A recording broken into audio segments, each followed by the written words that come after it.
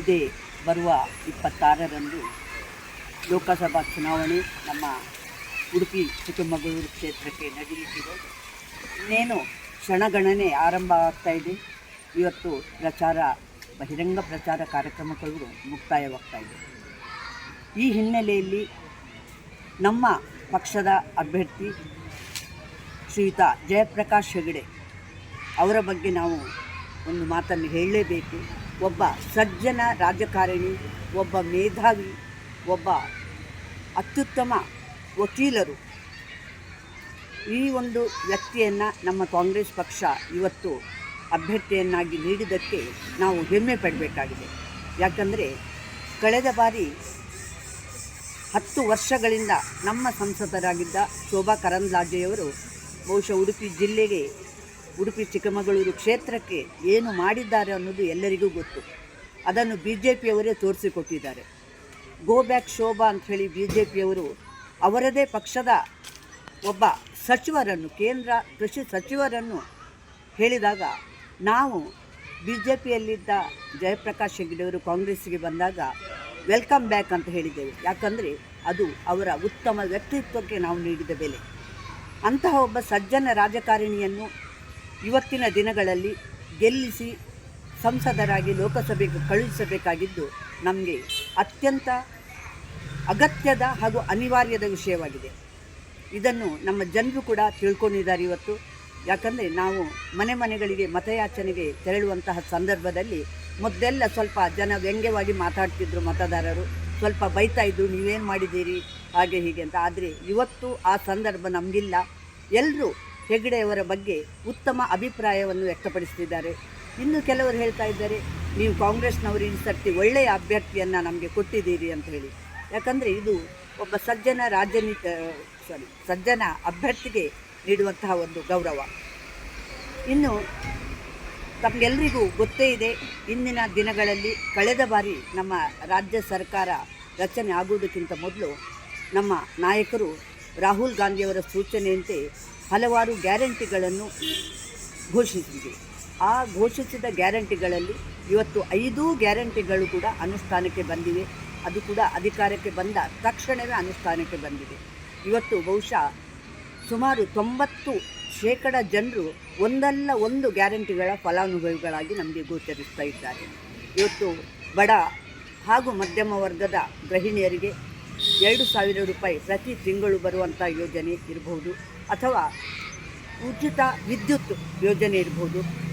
ಅದೇ ರೀತಿ ಅನ್ನಭಾಗ್ಯದ 5 kg ಅಕ್ಕಿ ಮತ್ತು 5 kg ಅಕ್ಕಿಯ ಒಂದು ಮೊತ್ತವನ್ನು ಕೊಡುವಂತಹ ಯೋಜನೆ ಇರಬಹುದು, ಯುವ ನಿಧಿ ಇರಬಹುದು, ಮತ್ತು ಶಕ್ತಿ ಯೋಜನೆ. ಈ ಎಲ್ಲ ಯೋಜನೆಗಳು ಜನರಿಗೆ ತಲುಪ್ತಾ ಇದೆ. ಜನರು ಕೂಡ ಇದರಿಂದ ಒಳ್ಳೆಯ ಅಭಿಪ್ರಾಯವನ್ನು ಹೊಂದಿದ್ದಾರೆ, ಸಮಾಧಾನದಿಂದ ಇದನ್ನು ತಗೊಳ್ತಾ ಇದ್ದಾರೆ ಮತ್ತು ಕಾಂಗ್ರೆಸ್ ಪಕ್ಷದ ಬಗ್ಗೆ ಒಳ್ಳೆಯ ಅಭಿಪ್ರಾಯವನ್ನು ಕೂಡ ಇವತ್ತು ವ್ಯಕ್ತಪಡಿಸ್ತಾ ಇದ್ದಾರೆ. ಇನ್ನು ಮುಂದಿನ ದಿನಗಳಲ್ಲಿ ಕೇಂದ್ರದಲ್ಲಿ ಕಾಂಗ್ರೆಸ್ ಸರ್ಕಾರ ಬಂದರೆ ಪಂಚ ನ್ಯಾಯಗಳನ್ನು ಕೂಡ ಘೋಷಣೆ ಮಾಡಿದೆ ನಮ್ಮ ಪಕ್ಷ. ಇದರಲ್ಲಿ ಮಹಿಳಾ ನ್ಯಾಯ, ಯುವ ನ್ಯಾಯ ಹಾಗೂ ರೈತ ನ್ಯಾಯ, ಈ 3 ನ್ಯಾಯಗಳು ಬಹುಶಃ ಮುಂದಿನ ದಿನಗಳಲ್ಲಿ ಕೇಂದ್ರದಲ್ಲಿ ಕೂಡ ಕಾಂಗ್ರೆಸ್ ಸರ್ಕಾರ ಬರಲಿಕ್ಕೆ ಸಹಾಯ ಆಗ್ತದೆ ಅಂತ ಹೇಳಿ ನನ್ನ ಭಾವನೆ. ತೀರಾ ಬಡತನದಲ್ಲಿರುವಂಥ ಮಹಿಳೆಯನ್ನು, ಆ ಕುಟುಂಬವನ್ನು ಮೇಲೆತ್ತಲಿಕ್ಕಾಗಿ, ಅವರ ಆರ್ಥಿಕ ಒಂದು ಸ್ಥಿತಿಯನ್ನು ಮೇಲೆತ್ತಲಿಕ್ಕಾಗಿ ನಮ್ಮ ಪಕ್ಷವು ವಾರ್ಷಿಕ 1 ಲಕ್ಷ ರೂಪಾಯಿಯನ್ನು ಆ ಮಹಿಳೆಯ ಖಾತೆಗೆ ಹಾಕುವಂಥ ಯೋಜನೆ, ಅಥವಾ ತಿಂಗಳಿಗೆ 8,300 ರೂಪಾಯಿಯನ್ನು ಹಾಕುವಂಥ ಯೋಜನೆ ಇರ್ಬೋದು, ಅಥವಾ ವಿದ್ಯಾವಂತ ಯುವಕರಿಗೆ ತಮ್ಮ ಉದ್ಯೋಗವನ್ನು ಪ್ರಾರಂಭ ಮಾಡಲು ವರ್ಷಕ್ಕೆ 1 ಲಕ್ಷ ರೂಪಾಯಿಯನ್ನು ಕೊಡುವಂಥದ್ದು, ಸ್ಟಾರ್ಟರ್ ಫಂಡ್ ಅಂತ ಹೇಳಿ ಕೊಡುವಂಥದ್ದು ಇರ್ಬೋದು. ಮತ್ತು ರೈತರ ಸಾಲ ಮನ್ನಾ ಇರ್ಬೋದು, ಅಥವಾ 25 ಲಕ್ಷ ಆರೋಗ್ಯ ವಿಮೆ ಇರ್ಬೋದು. ಈ ಎಲ್ಲ ಒಳ್ಳೆಯ ಯೋಜನೆಗಳು ಬಹುಶಃ ಅನುಷ್ಠಾನಕ್ಕೆ ಬಂದರೆ ನಮ್ಮ ಬಡತನದ ರೇಖೆಗಿಂತ ಕೆಳಗಿರುವ ಕುಟುಂಬಗಳು ಸ್ವಲ್ಪ ತಮ್ಮ ಸ್ಥಿತಿಯನ್ನು ಸುಧಾರಿಸಿಕೊಳ್ಳಿಕ್ಕೆ ಅವಕಾಶ ಸಿಗ್ತದೆ ಅಂತ ಹೇಳಿ ನನ್ನ ಭಾವನೆ. ಈ ಎಲ್ಲ ನಿಟ್ಟಿನಲ್ಲಿ ನೋಡಿದರೆ ನಮ್ಮ ಜನರು ಇವತ್ತು ಒಳ್ಳೆಯ ಸರ್ಕಾರವನ್ನು ಕೇಂದ್ರದಲ್ಲಿ ಕೂಡ ಅಧಿಕಾರಕ್ಕೆ ತರಬೇಕಾಗಿದೆ. ರಾಜ್ಯದಲ್ಲಿ ಅತ್ಯಂತ ಒಳ್ಳೆಯ ರೀತಿಯಲ್ಲಿ ನಮ್ಮ ಕಾಂಗ್ರೆಸ್ ಸರ್ಕಾರ ಕಾರ್ಯವನ್ನು ಆಚರಿಸ್ತಾ ಇದೆ. ಅಲ್ಲದೆ ಬೇಕಾದಂತಹ ಎಲ್ಲ ಸವಲತ್ತುಗಳನ್ನು ನುಡಿದಂತೆ ನಡೀತಾ ಇದೆ. ಇಂತಹ ಸರ್ಕಾರವ ರೀತಿಯಲ್ಲಿಯೇ ನಮ್ಮ ಕೇಂದ್ರದಲ್ಲಿ ಕೂಡ ಕಾಂಗ್ರೆಸ್ ಸರ್ಕಾರ ಅಧಿಕಾರಕ್ಕೆ ಬರಬೇಕು. ಮುಂದಿನ ದಿನಗಳಲ್ಲಿ ಇನ್ನೂ ಕೂಡ ಹೆಚ್ಚಿನ ಸೌಲಭ್ಯಗಳು ನಮ್ಮ ಮತದಾರರಿಗೆ ಸಿಗಬೇಕು ಅನ್ನುವ ನಿಟ್ಟಿನಲ್ಲಿ ನಾಡ್ದು ನಡೆಯಲಿರುವ ಚುನಾವಣೆಯಲ್ಲಿ ನಮ್ಮ ಜನರು ಕಾಂಗ್ರೆಸ್ ಪಕ್ಷಕ್ಕೆ ಹೆಚ್ಚಿನ ಸ್ಥಾನಗಳನ್ನು ಕೊಡುವುದರೊಂದಿಗೆ ಜಯಪ್ರಕಾಶ್ ಹೆಗ್ಡೆಯವರನ್ನು ಉಡುಪಿ ಚಿಕ್ಕಮಗಳೂರು ಲೋಕಸಭಾ ಕ್ಷೇತ್ರದ ಅಭ್ಯರ್ಥಿಯನ್ನಾಗಿ ಆಯ್ಕೆ ಮಾಡಿ ಸಂಸದರನ್ನಾಗಿ ಆಯ್ಕೆ ಮಾಡಿ ಕಳುಹಿಸುವಂತಹ ಒಂದು ಯೋಚನೆಯನ್ನು ಹಾಕಿಕೊಳ್ಬೇಕಾಗಿದೆ.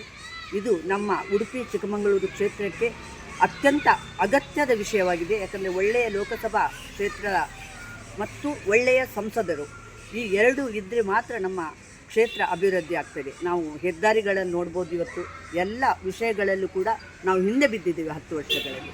ಆದರೆ ಮುಂದಿನ ದಿನಗಳಲ್ಲಿ ಶ್ರೀಯುತ ಜಯಪ್ರಕಾಶ್ ಹೆಗ್ಡೆಯವರು ನಮ್ಮ ಸಂಸದರಾಗಿ ಆಯ್ಕೆಯಾಗಿ ಇನ್ನೂ ಉತ್ತಮ ಕೆಲಸಗಳನ್ನು ಮಾಡಬೇಕಾದ್ರೆ ನಾವು ಅವರನ್ನು ಅತ್ಯಂತ ಹೆಚ್ಚಿನ ಮತಗಳಿಂದ ಆಯ್ಕೆ ಮಾಡಬೇಕು ಅಂತ ಹೇಳ್ತಾ ನಮ್ಮ ಮತದಾರರಲ್ಲಿ ವಿನಮ್ರವಾಗಿ ವಿನಂತಿಸಿಕೊಳ್ತಾ ಇದ್ದೇನೆ. ನಮ್ಮ ಜಯಪ್ರಕಾಶ್ ಹೆಗ್ಡೆಯವರನ್ನು ಒಟ್ಟಿನಲ್ಲಿ ಒಳ್ಳೆಯ ರೀತಿಯಲ್ಲಿ ಮತ ನೀಡಿ ಅತ್ಯಂತ ಯಶಸ್ವಿಯಾಗಿ ಈ ಅಭ್ಯರ್ಥಿಯನ್ನು ಗೆಲ್ಲಿಸಬೇಕು ಅಂತ ಹೇಳಿ ವಿನಮ್ರವಾಗಿ ವಿನಂತಿಸಿಕೊಳ್ತಾ ಇದ್ದೇನೆ.